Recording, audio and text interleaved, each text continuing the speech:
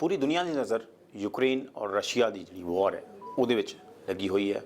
पिछले एक हफ्ते तो ज़्यादा हो गया जो रशियन ट्रूप्स ने अटैक किया, लेकिन ये ग्लोबली कई मायने निकल रहे, चाहे वो आर्थिक पक्कों होए, एजुकेशन सैक्टर तो होए, लेकिन डिफेंस सैक्टर इस वारी वो है जिसकी सबकी नज़र है कि किस तरह हर कंट्री अपनिया डिफेंस इशूज़ ਨੂੰ देख रहा है इस पूरे वॉर ਨੂੰ लेके। साढ़े नाल ने डिफेंस एक्सपर्ट मिस्टर सहगल साहब, ये जो यूक्रेन और रशिया में वॉर है, लगातार रशिया ने इन्वेड किया है यूक्रेन के ऊपर, इसकी डिफेंस इम्प्लीकेशंस क्या देखते हैं in context of India?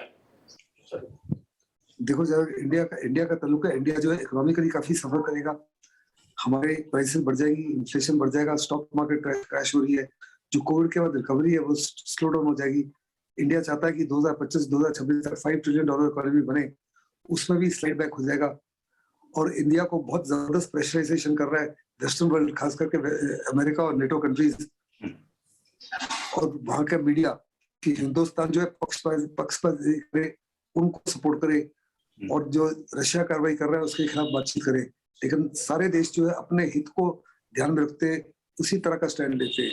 Hindustan ने भी कहा कि हम किसी पक्षपाती नहीं करेंगे, हम केवल अपने हित को ध्यान में रखते हुए न्यूट्रल रहेंगे। और हमने देखो जनरल असेंबली में और यूएन सिक्योरिटी काउंसिल में 2 बार जब वोटिंग हुआ है, तीनों बार हिंदुस्तान ने एब्सटेन किया है, क्योंकि किसी भी देश के कोई परमानेंट फ्रेंड नहीं होते, कोई परमानेंट एनिमीज नहीं होते, लेकिन अपने इंटरेस्ट परमानेंट होते हैं।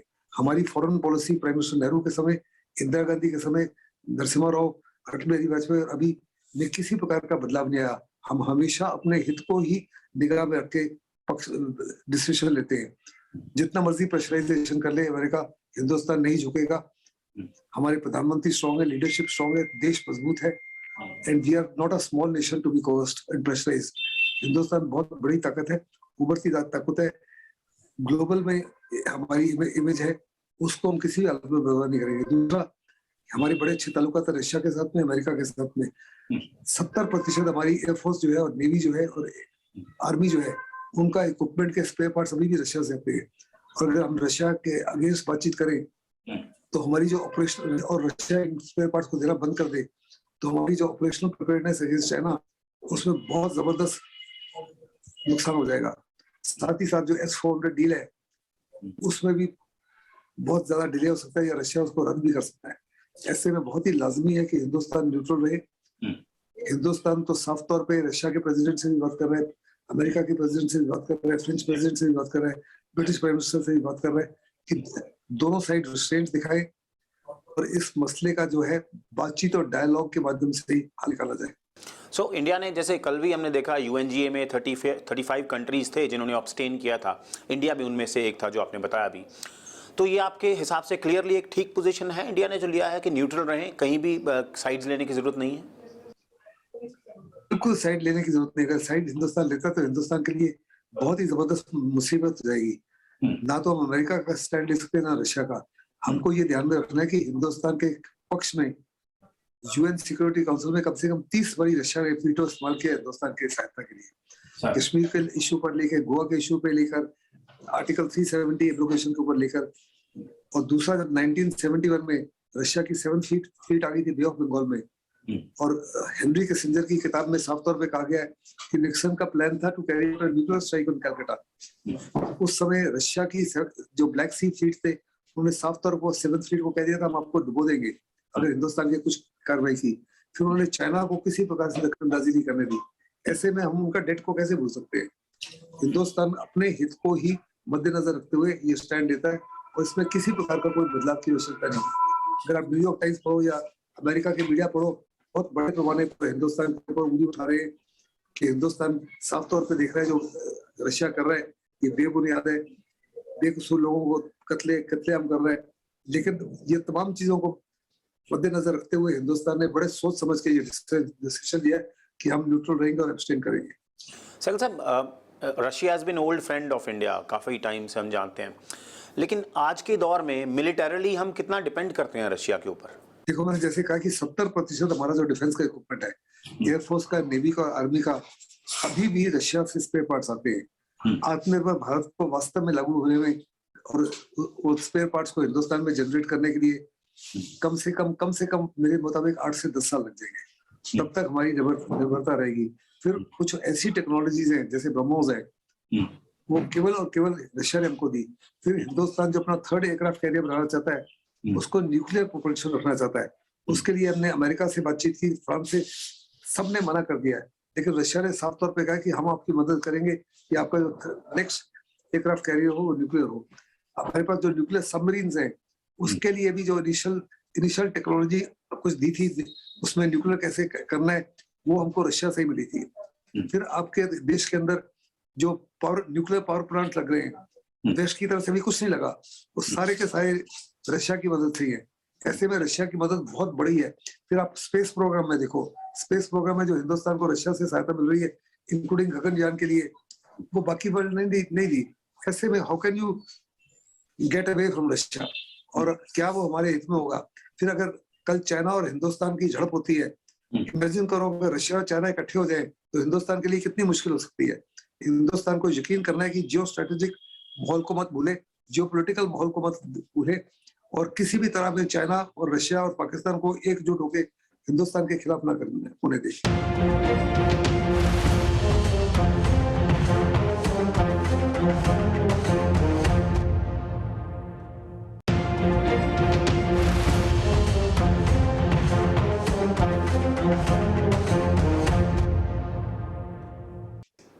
तो ठीक है, फिर इस आज के हालात में तो न्यूट्रल पोजीशन जो है वो इंडिया को बड़ी सूट करती है। लेकिन सर, आप तो पूरा एनालिसिस किया होगा इस वॉर का, जिस तरह रशिया ने इन्वेजन किया यूक्रेन के ऊपर, लेकिन यूक्रेन ने बड़ी स्ट्रॉन्ग रेजिस्टेंस दिखाई है जिसमें मोर देन 1 वीक। इसको किस तरह एनालिसिस किया आपने? इस तरह इसका एक्सपेक्टेशन थी कि Ukraine will come out so strong fighting? देखो, रशिया के प्रेसिडेंट को साफ तौर पर नजर आता था कि जो है यूक्रेन की सेनाएं 48 घंटे में घुटने टेक देंगी, उनकी सरकार जो है, उनके लोग ही है या उनकी फौज जो है, उनके प्रेसिडेंट को हटा देंगी, और वो एक पपेट सरकार नियुक्त करेगा, और वो पपेट प्रेसिडेंट नियुक्त करेगा जो रशिया का पक्षपाती करेगा। लेकिन उन्होंने यूक्रेन के जो विल पावर है, जो उनका मनोबल है, जो उनकी स्पिरिट है, जो उनका पेट्रियोटिक फर्वर है, उसको बर्बाद नहीं कर सके। जो यूक्रेन ने उनको, रशिया ने सारी की सारी ताकत अपनी झोंक दी है। मिसाइल ले आए, क्रूज मिसाइल ले आए, हवाई जहाज ले आए, हेलीकॉप्टर ले आए, बख्तबंद गाड़ियां ले आए, क्या नहीं लेके आए, सब कुछ ले आए। यहाँ तक कि उन्होंने साइकोलॉजिकल वॉरफेयर, ये cyber warfare, information warfare, deception, misinformation, जो बैंड वेपन्स हैं जैसे कि वैक्यूम बॉम्ब है, क्लस्टर बॉम्ब, सबका इस्तेमाल कर दिया है। उसके बावजूद भी उनकी विल को, उनकी तमन्ना को, उनके हौसले को बर्बाद नहीं कर सके। और अगर इसको नहीं बर्बाद कर सकेंगे तो किसी प्रकार से जो है, ना तो उसकी फौज सरेंडर करेगी और ना ही सत्ता परिवर्तन होगा। फिर उनको लगता था कि उनका प्रेसिडेंट जो है ज़ेलेंस्की, कि वो तो एक किस्म से जोकर है, पहले तो कॉमेडियन होता था और अभी प्रेसिडेंट बना हुआ है, इसको ये क्या करेगा। लेकिन जिस माफी की वो लीडरशिप दिखा रहा है, सारी दुनिया दंग रह गई है। किसी को इस माफी का विश्वास नहीं था कि वो अपने लोगों को एकजुट कर लेगा। रशिया के प्रेसिडेंट ने खुद अपील किया यूक्रेन की पॉपुलेशन के साथ कि इनको हटा दीजिए। उन्होंने, उसका नतीजा उल्टा, एकजुट होकर उसके पीछे खड़े हुए। फिर उन्होंने उनकी आर्मी को कहा कि ये तो नियो नाजी है, और नियो नाजी जो है उससे हम बातचीत नहीं करना चाहेंगे, आपके साथ बातचीत करना चाहते हैं, इनको हटा दीजिए। उसका भी नतीजा उल्टा हुआ कि वो एकजुट होकर, पूरा देश एकजुट होकर अपने देश की एकता, अपने देश की अखंडता, उसकी आबरू के लिए मर मिटने के लिए तैयार हो गए। वहां के सिविलियन जो है वो पेट्रोल बम बना रहे हैं, मोलोटोव कॉकटेल बना रहे हैं, टैंक्स को बर्बाद कर रहे हैं। और जब देश का ऐसा मनोबल हो, ऐसा इरादा हो, तो उसको बर्बाद करना इज ऑलमोस्ट एन इम्पॉसिबिलिटी। उन्होंने 1500 से ज्यादा मिलिट्री इंस्टॉलेशन बर्बाद कर दिए, गवर्नमेंट ऑफिस बर्बाद कर दिए, टीवी स्टेशनों को बर्बाद कर रहे हैं, हॉस्पिटल को बर्बाद कर दिया, स्कूलों को बर्बाद कर दिया। लेकिन उनके जो मनोबल है, उनका जो नेशनल स्पिरिट है, उसको किसी प्रकार से उसमें बर्बादी नहीं हुई। और जब तक उसको, उनका मनोबल नहीं टूटता, जब तक उनका लीडर फॉर्म और तंदुरुस्त है और एक मुस्टैट होकर खड़ा है उनके खिलाफ, तो किसी भी हालत में जो है रशिया जो है यूक्रेन के ऊपर कब्जा नहीं कर पाएगा। ये लड़ाई 7-8 दिन चल पड़ी है, और अगर और थोड़ी लंबी हुई तो इंसर्जेंसी में कन्वर्ट हो जाएगा और रशिया फंस जाएगा उसी तरह जैसे इराक में अमेरिका फंसा था, अफगानिस्तान में अमेरिका फंसा था, और सोवियत यूनियन जो है अफगानिस्तान में फंसा था। सर, जिस तरह यूएसए और नाटो सारे इकट्ठे होकर स्ट्रैंगुलेट कर रहे हैं रशिया को, उनके ऊपर सैंक्शन लगा रहे हैं, मेजर ब्रांड्स जो हैं वहाँ से चले गए हैं, तो एक प्रेशर रहेगा उनके ऊपर मिलिटरीली भी, हाँ, कि ये वॉर बंद होनी चाहिए? देखो, प्रेशर तो जबरदस्त है, और रशिया ने साफ तौर पे बैकफुट है, दुनिया में अलग अलग हो गया है। उसके ऊपर इकोनॉमिक सैंक्शन जो है उनका लॉन्ग टर्म इम्प्लीकेशन तो बड़ा जबरदस्त है। रशिया इकोनॉमिकली कोलैप्स हो सकता है, लेकिन शॉर्ट टर्म में भी रशिया के अंदर प्राइसेस बढ़ गई है, रूबल 40% गिर गया है, उनके लोग जो है क्रेडिट कार्ड और डेबिट कार्ड का इस्तेमाल नहीं कर पा रहे, उनके जो दुकानें हैं वो खाली होती जा रही है। रशिया के अंदर जो सेकंड या third largest producer of oil gas है, वहां भी 57% इंक्रीज हो गया ऑयल प्राइसेस में, क्योंकि सारा ऑयल और गैस जो है फौज के लिए भेजा जा रहा है। ऐसे में रशिया के लोग जो है उनके प्यूटिन के खिलाफ हो रहे हैं, वो क्वेश्चन कर रहे हैं ये युद्ध किस लिए किया, इसका क्या मकसद है। जितने भी रशिया के अरबपति थे जो बहुत बड़े पैमाने पर पुतिन को सपोर्ट करते थे, रशिया की इकोनॉमी को सपोर्ट करते थे, वो सारे के सारे खिलाफ हो गए, पुतिन के खिलाफ हो गए, क्रेमलिन के खिलाफ हो गए। ऐसे में रशिया बड़े दबाव में है, और क्योंकि उसको फ्रस्ट्रेशन है, डिस्परेशन है कि वो अपने वॉर एम्स को अचीव नहीं कर पा रहा। अभी वो धमकी दे रहा है कि वो न्यूक्लियर हमला भी कर सकता है, क्योंकि वो कह रहा है कि अगर किसी भी हालत में जिस माफी की कार्रवाई, जिस माफी का सपोर्ट नेटो दे रहा है, यस आप मैदान जंग में नहीं उतरे, अमेरिका मैदान जंग में नहीं उतरा, लेकिन ये सपोर्ट से आप मदद कर रहे हो यूक्रेन की, तो हम कुछ भी कर सकते हैं, आपके खिलाफ भी कार्रवाई कर सकते हैं। लेकिन एज अ मिलिट्री मैन मैंने पर सर, ये बेटर नहीं है कि यूएसए नाटो मिलिटरीली सपोर्ट नहीं कर रहे हैं, अदरवाइज ये तो वर्ल्ड वॉर में चेंज हो जाता अगर। बड़े सोच समझ के अमेरिका ने और नेटो ने फैसला किया, और इसका पुतिन को खुद उन्होंने, बाइडेन ने बताया कि किसी भी हालत में अमेरिका के जो ट्रूप्स हैं आपके साथ में मुकाबला नहीं करें, आपसे नहीं भिड़ेंगे, और ना ही नेटो के भिड़ेंगे, क्योंकि अगर नेटो के सैनिक और अमेरिका के सैनिक भिड़ जाए रशिया के सैनिक के खिलाफ, तो ये तो बहुत बड़ी ट्रेजेडी हो जाएगी ह्यूमन काइंड के लिए। थर्ड वर्ल्ड वॉर तो निश्चित है। इसलिए उन्होंने यकीन किया कि किसी भी हालत में चाहे कुछ भी हो जाए, अमेरिका के और नेटो के जो ट्रूप्स हैं वो यूक्रेन में नहीं जाएंगे, वो हर सामग्री भेजेंगे, उनको मॉरल सपोर्ट देंगे, फाइनेंशियल सपोर्ट देंगे, मिसाइल देंगे, लेकिन लड़ाई यूक्रेन को खुद करनी होगी।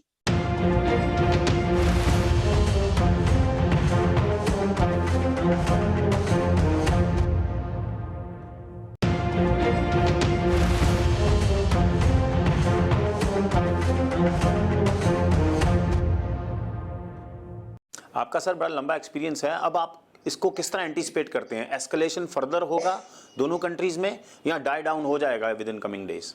देखो, डायलॉग की संभावना, सॉरी, एस्केलेशन की संभावना ज्यादा है। डायलॉग के माध्यम से हल तो निकलना ही है, लेकिन वो तब तक नहीं निकल सकता जब तक रशिया को कोई फेस सेविंग तरीका ना मिले, वो अपनी पब्लिक को बता सके कि भाई हमको युद्ध से ये फायदा हुआ है। इस समय तो युद्ध से नुकसान ही नुकसान नजर आ रहा है। वहां की पब्लिक, कम से कम 6000 से ज्यादा सैनिक मारे गए, जो यूक्रेन का कहना है। रशिया कहता है केवल 500 मारे गए, लेकिन एज एन अटैकर आपके लॉसेस तकरीबन 4 से 5 गुना ज्यादा होते हैं डिफेंडर के। सर, और गलवान में हमने चाइना के कितने सैनिक मारे, चाइना आज भी कहता है 4 ही है। वास्तव में जब अभी जेलेंस्की कह रहे हैं कि हम एक वेबसाइट बना रहे हैं जिसमें तमाम रशिया के सैनिक जिनको हमने दफनाया है, जो लगभग 6000 के करीब है, उनकी फोटो लगाएंगे ताकि उनके माँ बाप को पता लगे वास्तव में उनके बच्चों को क्या हुआ है। इमेजिन, फिर उनके कई 100 अभी तक उनके हवाईजहाज मार दिए, हेलीकॉप्टर मार दिए, बख्तरबंद गाड़ियां बर्बाद कर दी है, कहा जा रहा है 800 से ज्यादा।